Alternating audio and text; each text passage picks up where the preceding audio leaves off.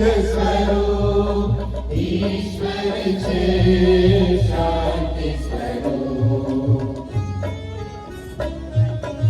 ईश्वर छे प्रेम स्वरूप ईश्वर छे आनंद स्वरूप ईश्वर छे शांति स्वरूप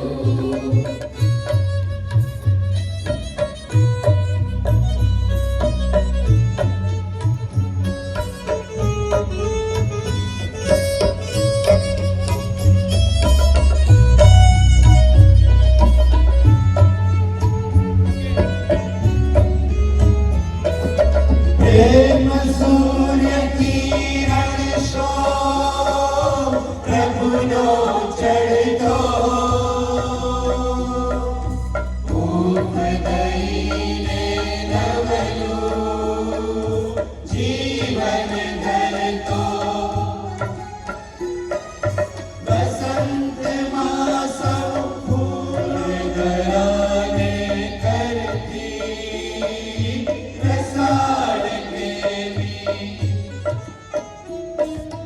ईश्वर छे प्रेम स्वरूप ईश्वर छे आनंद स्वरूप ईश्वर छे शांति स्वरूप पोतानो अर्पवा प्रेम प्रभुए मानवी घड्यो प्रेम माथे ने प्रेम माटे अवतर्यो लावो पड़े लईए प्रभुना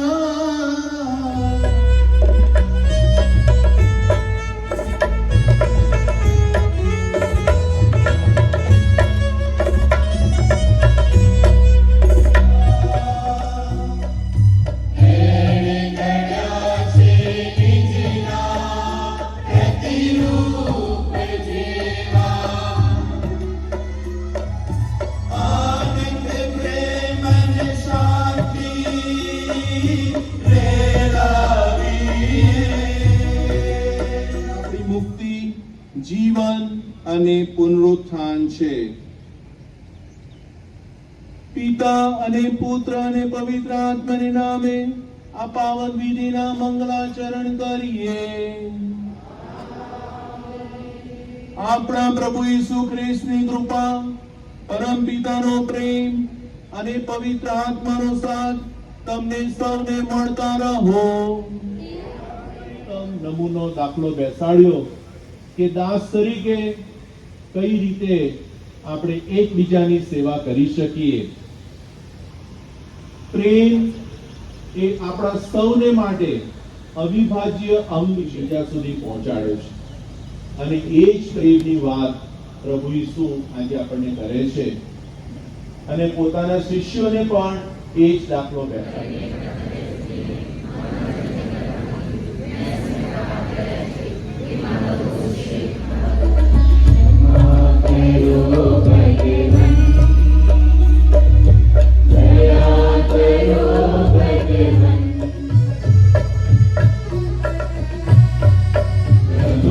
तुझे पे करी भलाई बदलो शु आपुरे नो बदलो शु आपु तुझे पे करी भलाई बदलो शु आपुरे नो बदलो शु आपु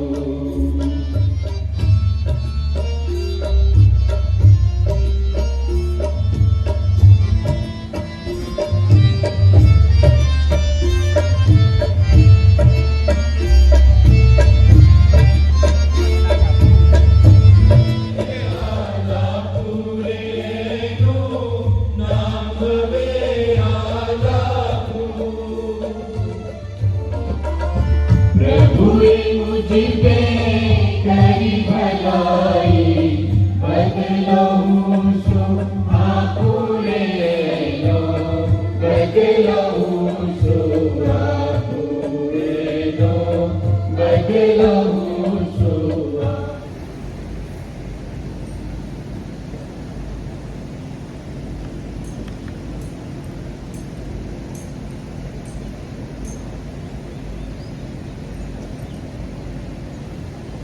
સંત યોહાનના શુભ સંદેશમાંથી પાઠ. ઈસુ આ દુનિયામાં જે એમના પોતાના હતા તેમના ઉપર સદા પ્રેમ રાખતા આવ્યા હતા, પણ પાસ્કાના ઉત્સવ પહેલા આ દુનિયા છોડીને પિતા પાસે જવાનો પોતાનો સમય આવી પહોંચ્યો છે એવું જાણતા હોઈને તેમણે એ પ્રેમને પરાકાષ્ઠાએ પહોંચાડ્યો. શેતાન સિમોન ઇસ્કારિયોતના પુત્ર યહૂદાના અંતરમાં ઈસુને પકડાવી દેવાનું સુજાડી ચૂક્યો હતો. વળી ઈસુ બરાબર જાણતા હતા કે પિતાએ બધું જ મારા હાથમાં સોંપી દીધેલું છે એને, અને હું ઈશ્વર પાસેથી આવેલો છું અને ઈશ્વર પાસે પાછો જાઉં છું. એટલે તેમણે ભોજન ચાલુ હતું ત્યાં જ ભાણા પરથી ઉઠીને જબ્બો ઉતારી એક અંગૂછો ઓઢી લીધો. ત્યાર પછી તેમણે એક કુંડામાં પાણી કાઢી શિષ્યોના પગ ધોઈને ઓઢેલા અંગૂછા વડે લૂછવા માંડ્યા. તેઓ સિમોન પીતર પાસે આવ્યા ત્યારે તે બોલી ઉઠ્યો, પ્રભુ, આપ મારા પગ ધો છો? ઈસુએ કહ્યું, હું શું કરું છું એ અત્યારે તું સમજતો નથી, પણ પાછળથી તને સમજાશે. પીતરે તેમને કહ્યું, મારા પગ આપે કદાપી ધોવાના નથી. ઈસુએ કહ્યું, મારે જો ના ધોવાના હોય તો તારે ને મારે કઈ સંબંધ નથી. સિમોન પીતરે તેમને કહ્યું, તો પ્રભુ, એકલા પગ નહીં પણ હાથ અને માથું પણ ધોજો. ઈસુએ કહ્યું, જેણે સ્નાન કર્યું છે તેણે કઈ ધોવાની જરૂર નથી, તે અંગે અંગ શુદ્ધ જ છે, અને તમે પણ શુદ્ધ જ છો, જો કે બધા નહીં. તેમને ખબર હતી કે કોણ દગો દેવાનું છે, એટલે તેમણે કહ્યું હતું કે તમે બધા શુદ્ધ નથી. બધાના પગ ધોયા પછી અને પોતાનો જબ્બો પહેર્યા પછી તેઓ ફરી ભાણા ઉપર બેસીને બોલ્યા, સમજ પડે છે મેં તમને શું કહ્યું? તમે મને ગુરુદેવ અને પ્રભુ કહો છો, અને એ યોગ્ય છે, કારણ હું છું જ. એટલે પ્રભુ અને ગુરુદેવ હોવા છતાં મેં તમારા પગ ધોયા, તો તમારે પણ એકબીજાના પગ ધોવા જોઈએ. મેં તમને દાખલો બેસાડ્યો છે, મેં જેમ તમને કર્યું તેમ તમારે પણ કરવું. આ પ્રભુની વાણી છે. અને એ બોધ આપ્યા પછી લોકોને હાકલ કરે છે. કઈ હાકલ? કે આફ્રિકાની અંદર મિશનરીઓની જરૂર છે. ખ્રિસ્તી લોકો માટે અને ત્યાંના આદિવાસીઓ માટે કામ કરવા માટે લોકોની જરૂર છે. કોણ જશે? એવો પ્રશ્ન ત્યાં 3 વખત એ મિશનરી પૂછે છે. અને ત્યારે લિવિંગસ્ટન, એક સામાન્ય છોકરો આ પ્રમાણે વેદી સેવકની જેમ ત્યાં ઓલ્ટર ઉપર હતો, ક્વાયરની સાથે. બીજું કોઈ ઊભું ના થયું, પણ લિવિંગસ્ટન ઊભો થઈને કહે છે, આઈ વિલ ગો, હું જઈશ. અને મિશનરી કહે છે, સાબાસ, તે એક મિશનરી તરીકેનું કામ ઉપાડ્યું છે અને પ્રભુએ તને પસંદ કર્યો છે. અને એ નાનો છોકરો મોટો થઈને ડોક્ટરનો અભ્યાસ કરે છે, ફિઝિશિયન બને છે અને પોતાની ઈચ્છા પ્રમાણે એ આફ્રિકામાં જાય છે મિશનરી કામ કરવા માટે, લોકોની સેવા કરવા માટે. અને ત્યાં ગયા પછી પરિસ્થિતિ એટલી સહેલી નહોતી, કારણ કોઈ પણ નવા પ્રદેશની અંદર લોકો એટલું સહેલાઈથી સ્વીકાર નહીં કરે. અને ડોક્ટર લિવિંગસ્ટનને પણ બહુ મોટી મુશ્કેલીઓનો સામનો કરવો પડ્યો, એટલે સુધી કે જે વિસ્તારની અંદર એ કામ કરતા હતા ત્યાંના જે મુખ્ય સરદાર છે, જે ટ્રાઇબ છે, ટ્રાઇબના મુખ્ય સરદાર આવીને કહે છે આજે રાત્રે અમે આવીશું અને તમને મારી નાખીશું. ખુલ્લી ચેલેન્જ, ખુલ્લો પડકાર. અને ડોક્ટર લિવિંગસ્ટન કહે છે વાંધો નહીં, મારો પ્રભુ બેઠો છે મને સાચવનાર. અને આ વાત પૂરી થઈ જાય છે. અઠવાડિયા પછી એ સરદાર પાછો આવે છે ડોક્ટર લિવિંગસ્ટન પાસે અને લિવિંગસ્ટન પૂછે છે કે તમે તે દિવસ મને ખુલ્લી ધમકી આપી હતી મારી નાખવા માટે, એનું શું થયું? અને એ સરદાર કહે છે કે જ્યારે અમે આવ્યા રાત્રે, અમારું પણ આખું મોટું ટોળું હતું, તમારા ઘરની જેમ અમે નજીક પહોંચ્યા ત્યાં આજુબાજુ, તમારા ઘરની આજુબાજુ 46 દેવદૂતો તમારા ઘરની ચોકી કરતા હતા. 46 દેવદૂતો. અને ડોક્ટર લિવિંગસ્ટનને નવાઈ લાગે છે કે મેં તો ફક્ત પ્રાર્થના કરી હતી. અને આ વાત પત્યા પછી 6 મહિના પછી પોતાના દેશ સ્કોટલેન્ડની અંદર મુલાકાત માટે જાય છે અને દેવળની અંદર જઈને આ પ્રકારનો અનુભવ લોકોને કહે છે કે હું જ્યાં છું ત્યાં પરિસ્થિતિ હાલી સારી નથી. અને મને જ્યારે મારવા માટે આવ્યા ત્યારે સરદાર કહે છે કે મારા ઘરની આજુબાજુ 46 દેવદૂતો હતા. અને એ દેવળમાં જ્યાં લિવિંગસ્ટન બોલતા હતા ત્યાંના સેક્રેસ્ટિયન એ કહે છે કે ડોક્ટર કઈ તારીખે હતી, કેમ કે સેક્રેસ્ટિયન બધું નોંધતા હતા કે એમના મિશનની અંદર શું થાય છે, શું કાર્ય કરે છે. અને લિવિંગસ્ટન, કારણ એ સેક્રેટરી એટલા માટે નોંધતા હતા કે અલગ અલગ ગ્રુપોને બોલાવીને પ્રાર્થના માટે એ દેવળની અંદર મિશનરીઓ માટે પ્રાર્થના કરતા હતા. અને ડોક્ટર લિવિંગસ્ટન એ તારીખ આપે છે કે આ તારીખે આવું બન્યું હતું. અને ડાયરી સેક્રેટરી ચેક કરે છે અને કહે છે એ દિવસે સાંજે 46 ધર્મજનો તમારા માટે પ્રાર્થના કરતા હતા. કેટલા? 46. અને એ જે દેવદૂતોની તમે વાત કરો છો એ પ્રાર્થનાના સ્વરૂપમાં દેવદૂતોએ તમારી રક્ષા કરી. પણ સંત પાઉલ એ જ સંદેશ આપણને આપે છે કે જ્યારે આપણે એમનું સ્મારક કરીએ છીએ ઇઝરાયેલીઓના આખા સમાજને કહેજે કે આ મહિનાના 10મા દિવસે દરેક માણસે કુટુંબ દીઠ એક ગાડરું કે લવારું લેવું. અને જો કુટુંબ એટલું નાનું હોય કે એ ગાડરાને ખાઈ ન શકે તો પડોશના માણસ સાથે મળીને ગાડરું લેવું. દરેક માણસ કેટલું ખાઈ શકે તેનો હિસાબ કરી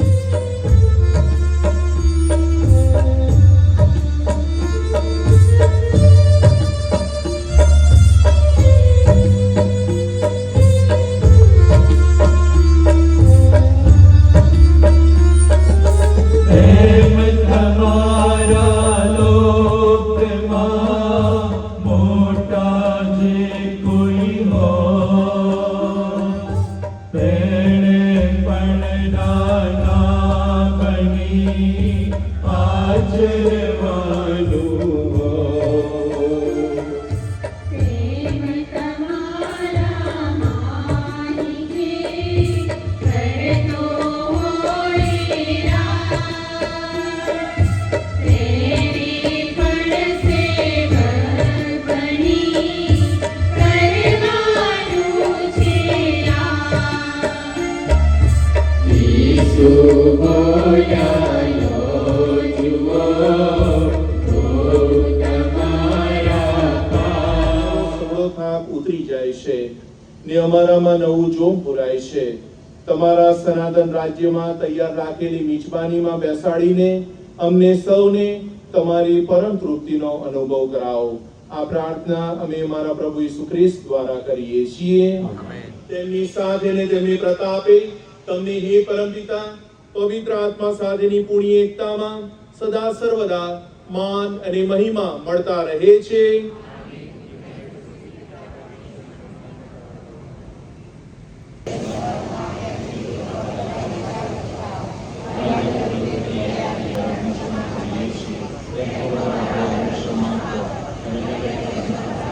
અમારા તન મને રક્ષણ મળતો રહો. અમારા માટે તે સદા મુક્તિદાયક નીવડો.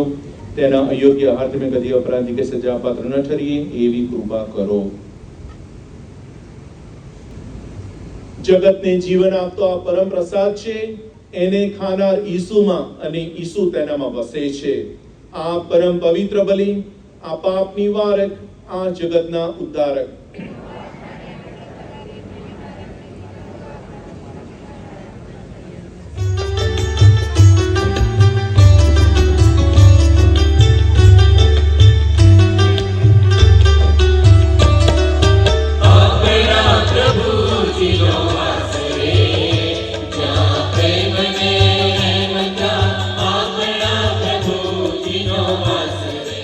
તમારા યશોગાન કરે છે, કારણ તમે ઈસુ ખ્રિસ્તને પ્રતાપે ને પવિત્ર આત્માને પ્રભાવે સર્વ વસ્તુને ચેતનને પવિત્રતાથી ભર્યા કરો છો. ને યુગે યુગે તમારી પુણ્ય પ્રજાને તમારી છત્રછાયા હેઠળ એકઠી કરતા રહો છો, જેથી ઉદયાચળથી મંગળ ને નિર્મળ યજ્ઞ તમારા શ્રી ચરણે અર્પાતો રહે. અને તેથી હે પિતા, અમે તમને એવી વિનંતી કરીએ છીએ કે યજ્ઞાર્થે તમારી આગળ મૂકેલા અમારા નૈવેદ્યને પવિત્ર આત્માની આશીષથી પાવન બનાવો, જેથી તે તમારા પુત્ર અમારા પ્રભુ ઈસુ ખ્રિસ્તના સાક્ષાત દેહ રક્ત બની જાય. તેમની આજ્ઞા માથે ચડાવીને અમે આ પુણ્ય વિધિ આદર્યો છે. તે ગોઝારી રાતે પોતાના દ્રોહની વેળાએ તેમણે રોટલી લીધી, તમારી આભાર સુધી ઉચ્ચારી ને રોટલીના ટુકડા કરી શિષ્યોને આપતા કહ્યું, લો, તમે બધા આમાંથી ખાઓ. આ મારું શરીર છે, તે તમારી ખાતર અર્પણ થનાર છે.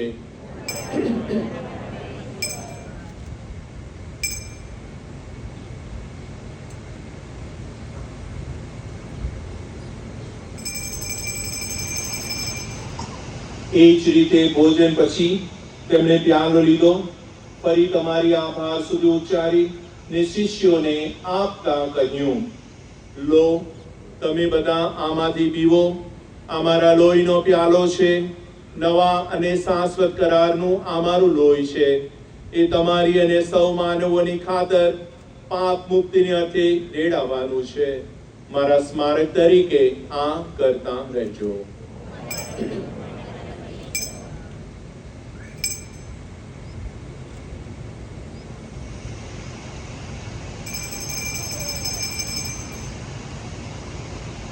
આ આપણી ધર્મ શ્રદ્ધાનું મહાન રહસ્ય છે.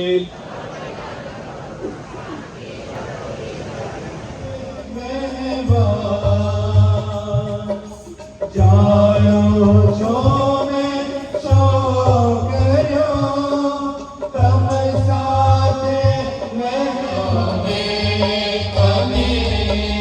છો